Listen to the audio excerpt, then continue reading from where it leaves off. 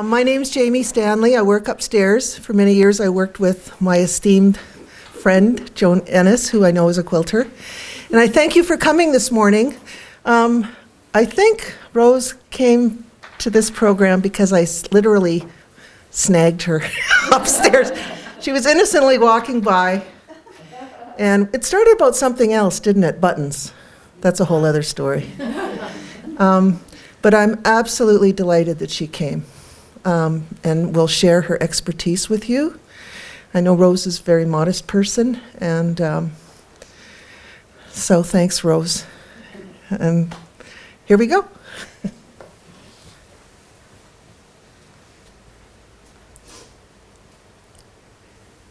Okay, I'll tell you a little bit about my journey here. I started quilting 25 years ago, and it wasn't long before I got interested in the stories behind quilts and the history of quilts. So I started trying to learn everything there was to know about quilt history, and soon found that it was way more than I could ever comprehend. And I thought, I need to focus somehow. Get a project to do that maybe would contribute something to quilt history. And we were already in the 21st century, and people were not doing much study of the 20th century. They were all gaga about the 19th century and all the things that happened there. So I thought, I'm going to focus on the 20th century. And it wasn't long before that focus became even more on quilt kits, because nobody had really documented that area. It was under my radar until I saw an exhibit in Lincoln, Nebraska, and someone did an exhibit on quilt kits designed by 4 different designers. And when I saw the quilts in the gallery, they were so beautiful. They were gorgeous. They were designed by artists. And out in the hallways, they had an exhibit of ephemera, the packages, the advertising, the components of quilt kits. And I was fascinated by it. I hadn't seen any of this stuff before, even though I was always in antique malls. And but after that, seeing all that stuff, I started finding it in antique malls. And all of a sudden, my quilt collection, which I thought would show examples throughout the history of quilts, turned and took its own direction into quilt kits. And the more I learned about them, the more I wanted to share that and to have nice quilts to display while I was talking about them. So that kind of brought me here. I wrote the book on quilt kits in published it in 2019, just before everything fell apart, and it was difficult to talk about them or to sell them or to give lectures. Slowly, that's starting to come back, but. So I'm here to talk about quilt kits, 20th century shortcuts.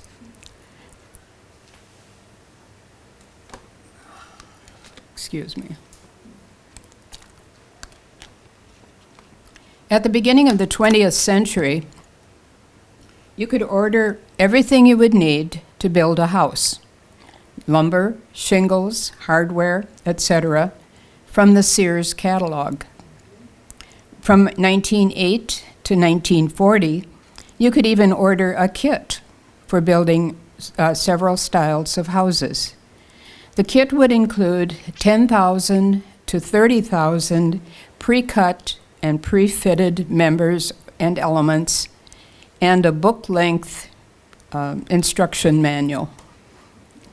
In 1915, that would cost $785. In 1919, it would cost $1,479. And in 1923, it would cost $2,349. It was a popular concept, and kit houses were built all over the country. The early 20th century was all about being modern, and that meant lightening the workload of American households.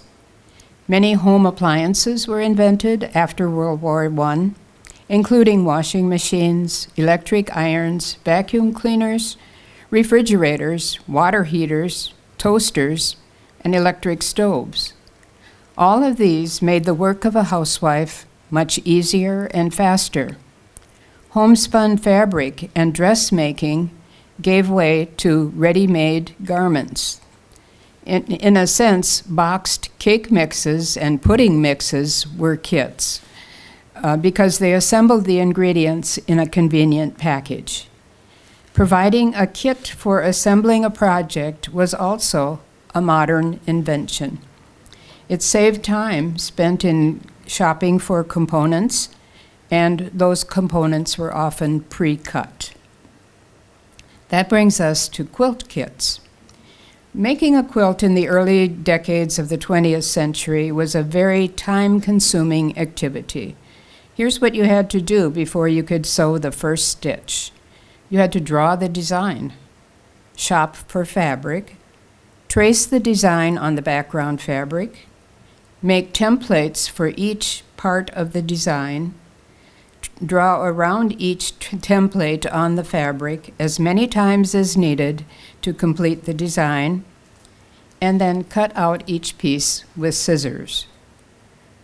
Finally, you could begin sewing the pieces, called patches, to the background fabric. Purchasing a kit meant that most of those steps had already been done, and you could commence with the sewing immediately. The earliest kit I have seen advertised was in a 1916 home needlework magazine. The kitten quilt on the cover and 2 other designs were featured in this magazine and were available as a kit for $1. Included in the kit were fabric with the design stamped on it, colored fabrics for the kittens and the border, and pink fabric for the lining. Embroidery cotton was available for an additional 6 cents. Another way you could purchase this kit was to send in 3 subscriptions, and one could be yours. And publishers often use this method to increase their circulation. Items sold by the magazine were offered as a premium when you got friends to subscribe to the magazine. Magazines and newspapers played a huge role in the advertising and sales of quilt kits. Advances in the printing process made these publications cheaper to produce, and rural free delivery of mail brought them into nearly every home. Companies and designers could advertise in these publications. Rates were cheap, and they went directly to the homes of the target audience. Most of the companies producing quilt kits sold them through the mail. Some got local department stores to carry their products. As an example of how a published magazine played a role in the career of a quilt designer, I'll tell you the story of Marie Webster. Ladies' Home Journal was at the forefront of promotion of the arts and crafts movement. With a circulation of 1.5 million, its editor, Edward Bach, encouraged and commissioned artists and designers to submit ideas for American homes that embodied the simplicity and sophistication of the arts and crafts movement. For the January 1911 issue of Ladies' Home Journal, he chose to feature 4 quilt designs by a virtually unknown quilter from Marion, Indiana, Marie Webster. This was done in a full-color, full-page display. Marie's designs were of graceful flowers, naturally rendered in pastel colors, a refreshing departure from quilts of the previous decade, which were over-decorated and in intense colors. Think about crazy quilts. I do not have a copy of this 1911 issue of Ladies' Home Journal, but this is the January 1912 issue, which featured 4 more of Marie's designs. Now I have a quilt here from this 4.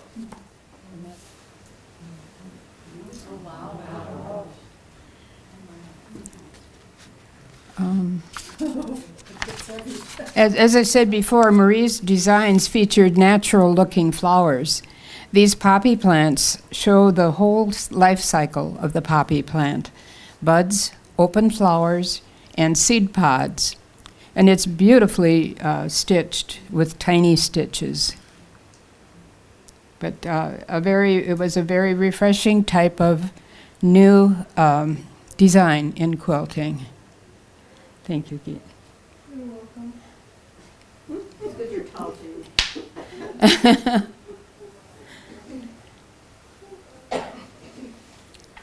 Ladies' Home Journal was inundated with requests for patterns, and Marie enlisted her family and her friends to help her fulfill these orders.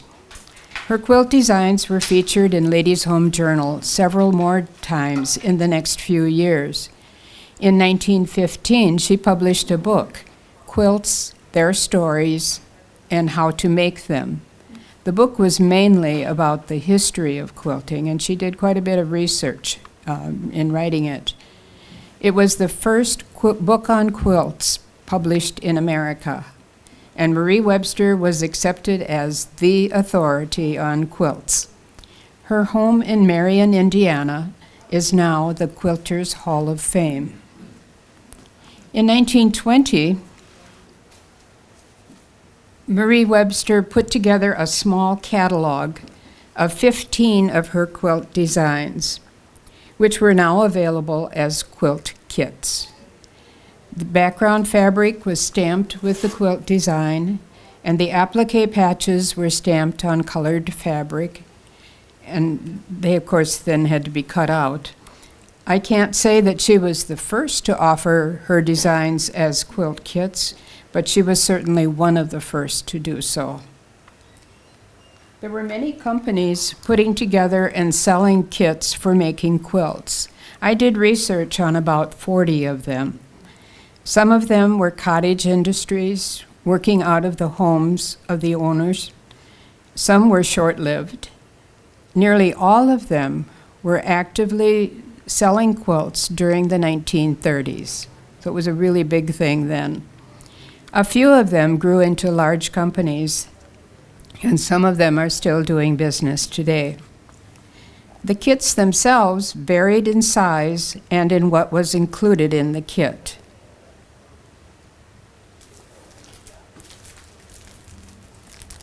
Some kits were for just one block of the quilt design.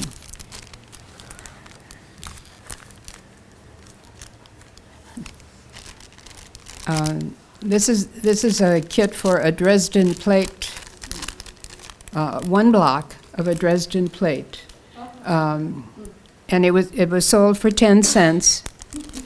You bought as many packages as you needed for the size quilt you wanted to make, but these were die cut, and each one is a different fabric, which is, a lot of people didn't have stashes like we do today. And it would be difficult to get, this many. I don't know how many are in there, maybe 12 or 16. It would be difficult to get that many different prints. So that was one of the attractions of the kits. This is a floral wreath kit from Effed Launch of Minneapolis. Now, I could not find any more information other than that name and this package, but it must have been a short-lived company. But inside this package is a background block stamped with the wreath design, and all the pieces you need to make that design, and they're all cut out and ready to sew. And again, 10 cents, and you buy as many as you need. This one is from the Warren Textile Company, and it's a tulip block. And there are 2 pieces for the block, the tulip and the leaves, and each of these is a different fabric. And there are enough in here to make 12 blocks, but no background block. You had to supply that yourself. This one is a little later, possibly the 50s or 60s. It's also a Dresden plate design. The same fabric is used, in each block. So they're die cut and stacked, according to the fabrics.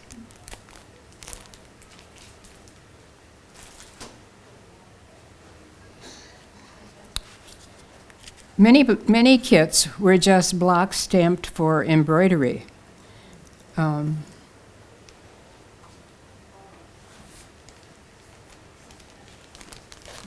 This set shows little bears dressed as children and playing games that children play. This one is already embroidered. But sets of these came from, I believe, from Bogart.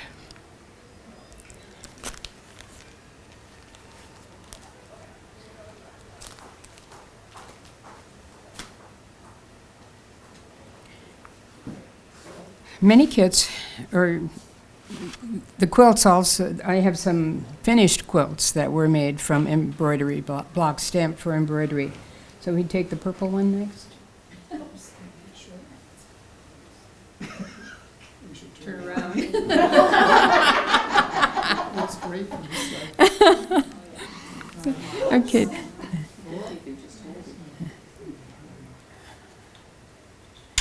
The other thing, some of them aren't thick enough to you have to work with that a bit. This quilt is called the May Basket quilt, and it was made from a set of blocks stamped for embroidery. There are 32 baskets, and each one is different. The designer of these blocks was a man from Des Moines, Iowa, Hubert Vermeeren, and these blocks were offered in his 1932 catalog. Then he added his picket fence border. He had several borders that you could use interchangeably with different designs, and the maker chose this one. Do you mind if we take pictures of these things? No, I don't mind if you take pictures. Also, after the lecture, if you want to come up and look at things closely, both on this table and that one, you're welcome to do that. Yes, it has, yeah. That's his May Basket garden. Thank you. Can you handle it? Okay, this one, this style of quilt is what I call the boudoir style, because it was popular through the 1920s and into the 30s.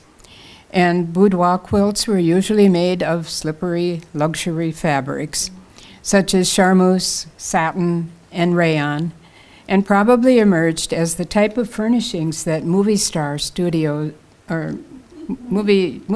had in their bedrooms. People were quite enamored of the talking pictures and the people who starred in them, and they wanted their own bedroom or boudoir to reflect the luxury of a movie star's bedroom. This quilt is made of charmeuse, the peach-colored fabric, but the muslin blocks were stamped for embroidery, and the charmeuse was stamped with the circular quilting design. This is a kit from the Progress Company, and it's typical of most of the quilts throughout the century. This one is called the American Beauty, and it came in a brown envelope like this. with the drawing of the finished design. There were instructions for quilting. This paragraph. That's all you got? That's all you got? Well, all we get now is quilt as desire.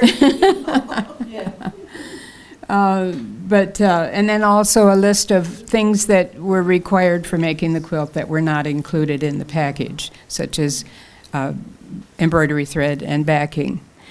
Let's just not hold that up, just have it ready. Yeah. Oops, ignore that. Because I need this next. Ah, okay. I've got this. So inside that brown envelope was a backing, the backing for the quilt. And this one is a one-piece backing, full size, and the design is stamped.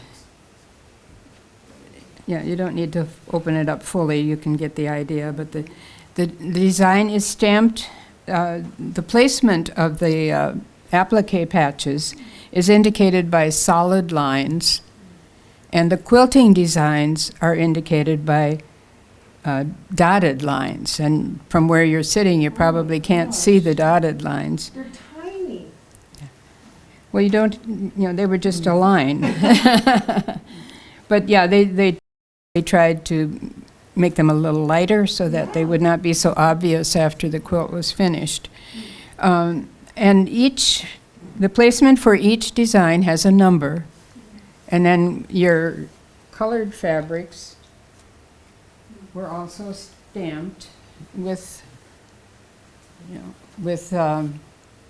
that piece, and each of those had a number.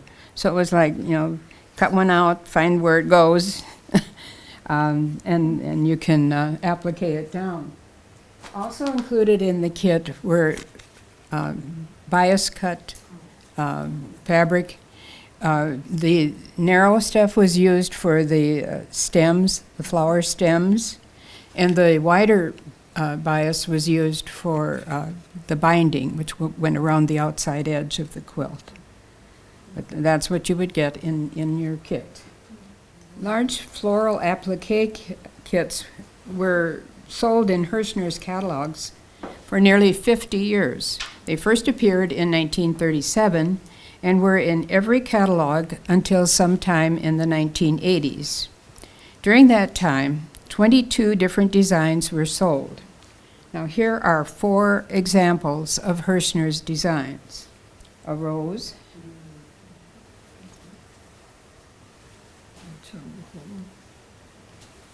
a wild rose,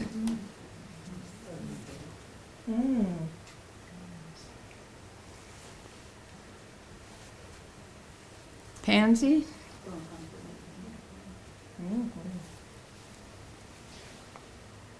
and morning glory.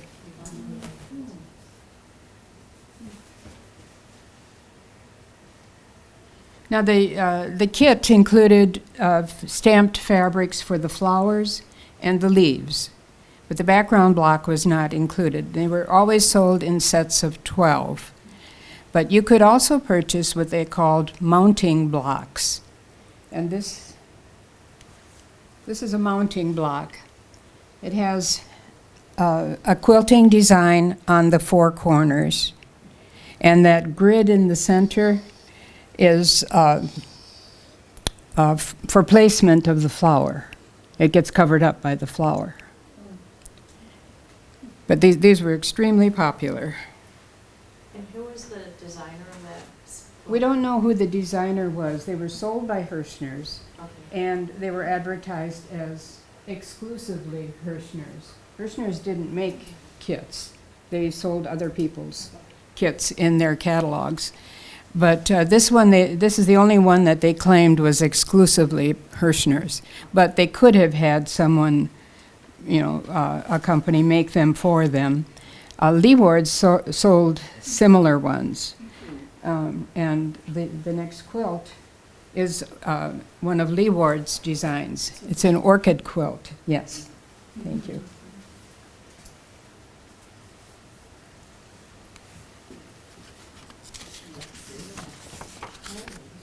Now, this one is their orchid design.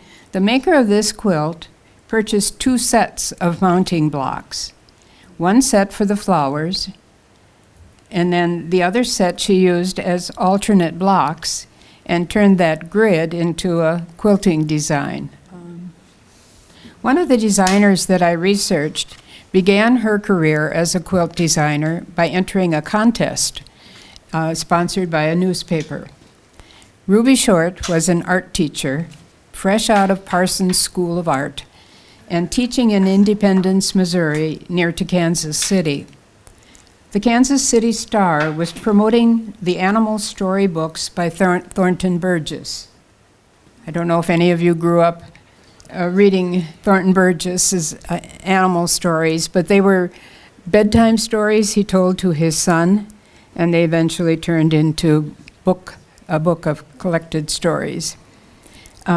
For the contest, anybody who entered it had to design a quilt based on the characters in these animal stories. This one is The Adventures of Jimmy Skunk. So the animals were anthropomorphic. They acted and dressed like humans, and they had all kinds of adventures in the woods or in the meadows. For the contest, Ruby designed a set of blocks for embroidery, and her entry won the contest. So that's that little one, yeah. Yep. In 1916, her blocks appeared as a series in the Kansas City Star. It was called the Bedtime Quilt, but Ruby liked to call it the Quaddy Quilt. Notice how the animals are drawn to conform to the shape of the block. She straightens out lines that should be curved, and this became her signature style. She went on to design 22 different series quilts for the newspapers, and many of them were based on books or on nursery rhymes. They appeared in newspapers all over the country. Ruby and her husband, Arthur McKim, traveled widely and sold the syndicated series quilts to as many newspapers as they could reach. They'd get on the train and stop at every town that was big enough to have a newspaper. Can you just wander over on this side for just a turning all over them? Thank you. This is my 15 minutes of fame. One block would appear in the Sunday paper, so you could trace it onto a quilt block. You embroidered it during the week, and the next block appeared in the next Sunday paper. Ruby started her own pattern and kit business called the McKim Studios. She became the needlework editor for Better Homes and Gardens, and for quite a long time, which allowed her to feature her designs and sell patterns and kits through the magazine. She published a book in 1931 titled 101 Patchwork Designs, which was the first American quilt book to provide patterns and directions for making specific quilts. And there weren't many more until about the 70s, so for a long time, this was the book for quilt designs. And this is another example of newspapers and magazines playing a key role in a quilt designer's career. Okay. Now, another of her designs is the Three Little Pigs quilt. And this was also presented as a series quilt. This artistic and clever rendition of the story is full of interesting details. The windows and doorknobs on the pigs' houses are shaped like pig snouts. The foot of a goose is sticking up out of the wolf's bag, up by his head there. Behind his head is a goose foot. And pictures are sometimes inserted in place of words, such as chinny, chin, chin. There's 2 chins instead of the word, or open the door. That's the top block. It's sort of like a rebus puzzle.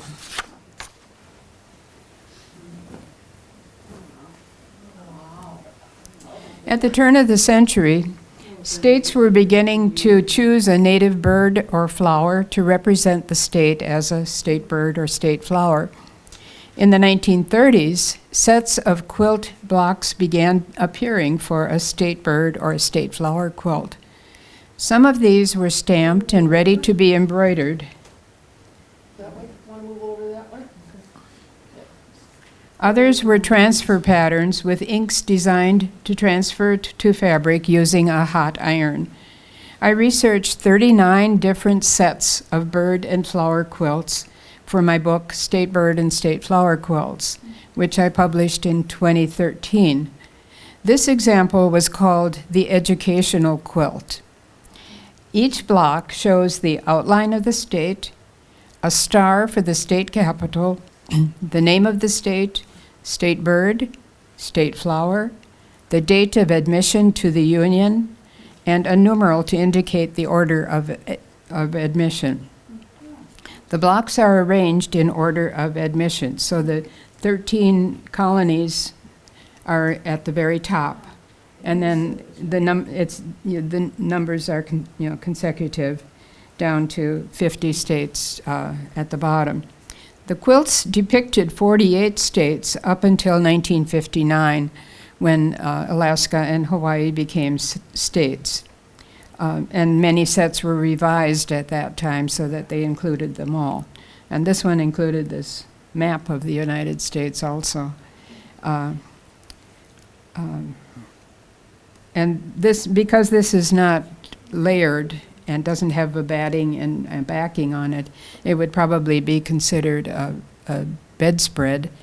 But many of these state bird and state flower quilts were. That's what it looks like on the top. It looks like it would be tucked under the pillow, Mm-hmm. you know. Yes, the white blank space in between, yeah.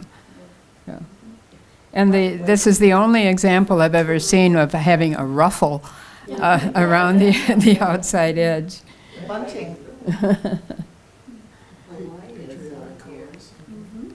Okay, and the next quilt. Another type of quilt kit consists of die-cut pieces to sew together to make a particular design. This kit is for a Lone Star pattern. The die-cut diamonds to put together for each bundle made one of the big diamonds that went together to make a large star.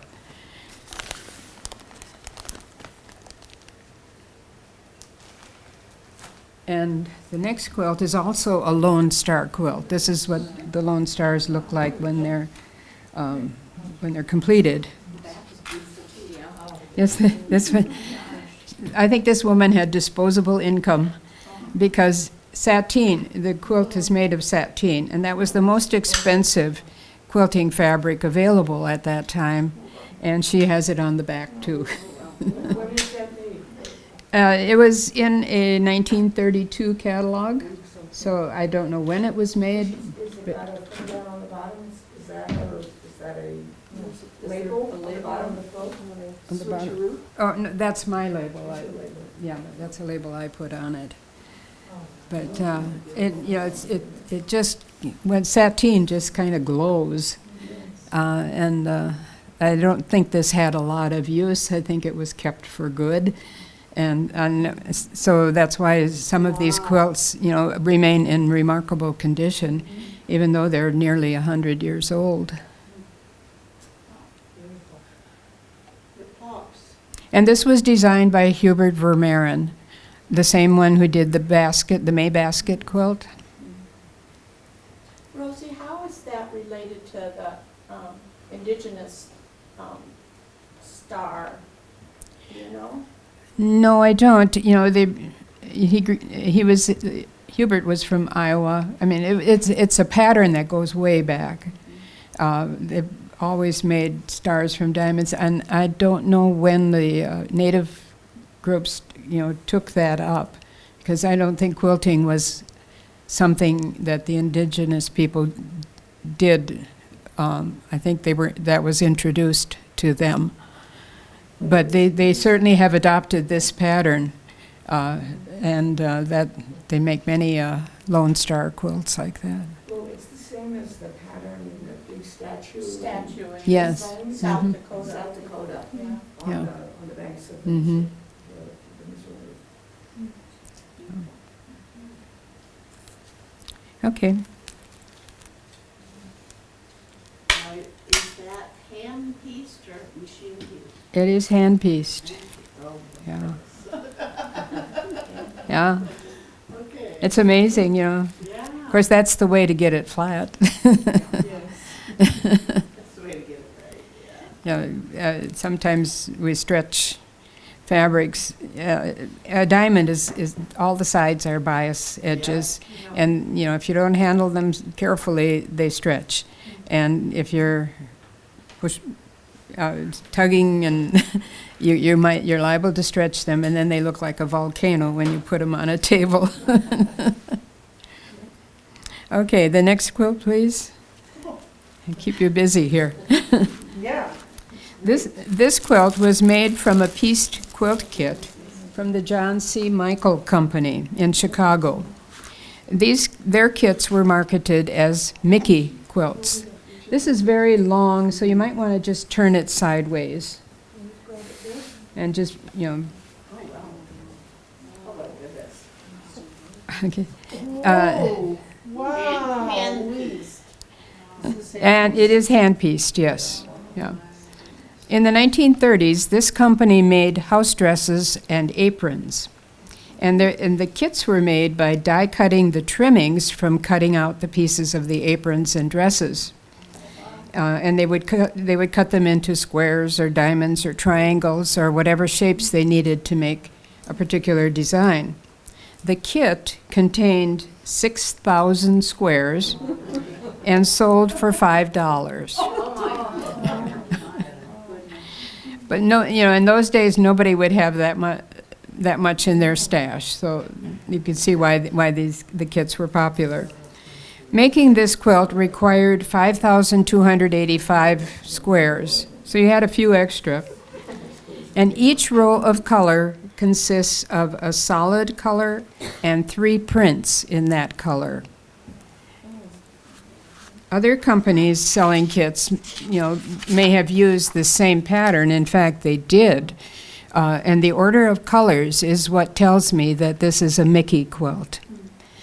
Mickey's offered a special pay-as-you-go plan for this quilt for customers who couldn't afford the $5. So this is one of their catalogs. For 25 cents, you could purchase enough patches to complete the first color, green. From their 1934 catalog, you could purchase subsequent packages for $1.25 each. So rows 2 to 5 were the second packet, and that was light yellow, light lavender, light pink, and light blue. Rows 6 and 7 was package 3, orange and dark green. Rows 8 and 9, rose and dark lavender. Rows 10 and 11, dark blue and dark yellow.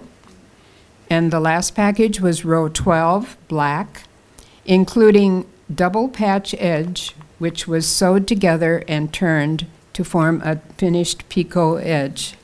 It looks like rickrack. Yeah, yes. So what was postage? Many companies did not charge postage. Okay. Yeah. It should have gotten more expensive as you went out.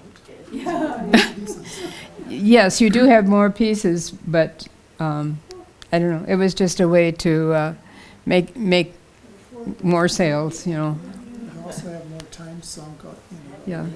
Also, I suppose you could have pick and choose the colors you wanted for your quilt and make a smaller one.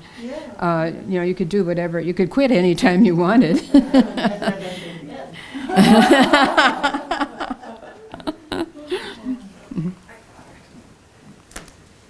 Okay.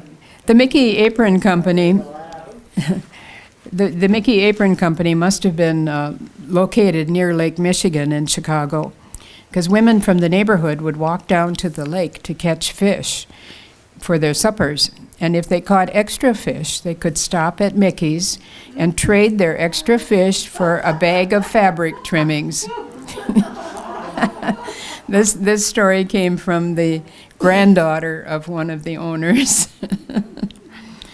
Quilt, okay, that's all of the quilts, so thank you both. Oh, I forgot about that. It'll be a little while.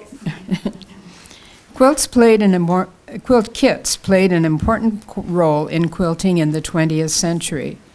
Because this was an area that was not documented, that role was not apparent. When I started documenting 15 years ago, I thought that there would be a few hundred. I thought that somewhere along the line I would complete this task.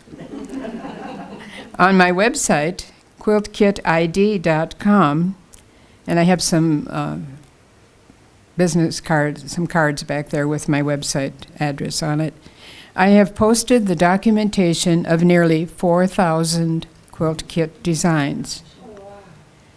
But designs I haven't seen before keep popping up, and I know that the task is far from complete. Judging by the huge number of kits, they must be a significant part of quilting in the 20th century. For many years, the kits were sought after and entered in contests and fairs, which they frequently won because they're so beautiful. During World War II, women had gone to work to replace the men who went to war. Many continued to work outside the home after the war was over. If they wanted to continue to make quilts, their time to do so was limited. A quilt kit made it possible for them to continue quilting because the time-consuming part of preparation was already finished. Many quilt historians feel that quilting lost favor and died out during the post-war period, and that only the diehards continued to quilt until the next quilt revival in the 1970s, around the bicentennial. But after documenting thousands of kits that were made during this period, I began to question this theory. During the post-war period, the 1940s to the 1960s, only a few quilt books were published, and periodicals printed fewer articles on quilts and quilt patterns. And historians tend to go to the printed word to do their research, and all of a sudden they were not finding, in this time period, a lot of printed material, consequently the conclusion that quilting was dying out. Magazines began emphasizing women's roles as home decorators. There was a gradual shift in attitude away from the role of women in the home and towards an awakening of self-expression and self-fulfillment. As the emphasis on self-expression grew, the attitude toward kits changed from acceptance to rejection, particularly among art quilters. They rejected quilt kits as mindless and lacking in originality, and blamed them for the so-called demise of quilting. The art quilters were speaking from the art community of the 1980s, a very different climate than was prevalent in the 1930s and 40s.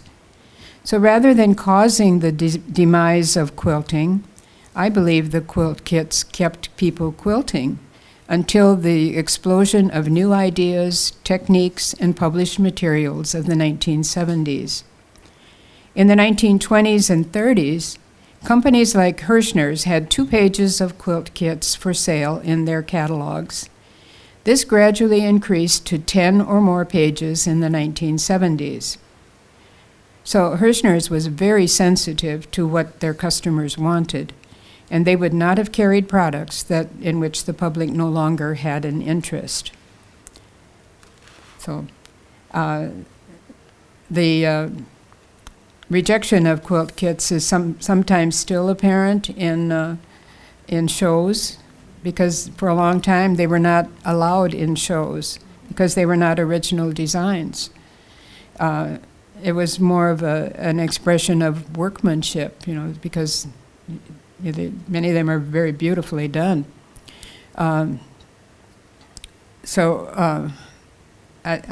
glad that quilt shows are starting to change their attitudes, because almost every quilter who makes a quilt is using someone else's pattern. Many do design their own, but for the most part, you're using someone's design. In Minnesota, the Minnesota quilters have a category called workmanship, and that's where they put the kits, because they're not judging the design. They're judging just the workmanship. And they're hard to do, especially if applique, because you have a line on the quilt patch, you have a line on the background. You have to hide both lines. And if the quilt patch is exactly the same size as the space for it, that's very difficult. I only know of one quilt designer way back in the 1920s who made her image of where the patch goes a little smaller than the patch, and that would have been easier to do. Okay, the last quilt. This is a Bucilla quilt from around 1940, and it is called Wedgwood. And Jean Vick brought a little sample of Wedgwood. Could you hold that up back there, please? That little dish. This is what Wedgwood pottery is like, and this was made in that fashion and called Wedgwood. One of the outstanding features of quilt kits is the elaborate and artistic quilting patterns. Should we be doing this? Should we be doing this the other orientation? Yeah. Let's do this. No, this is the top.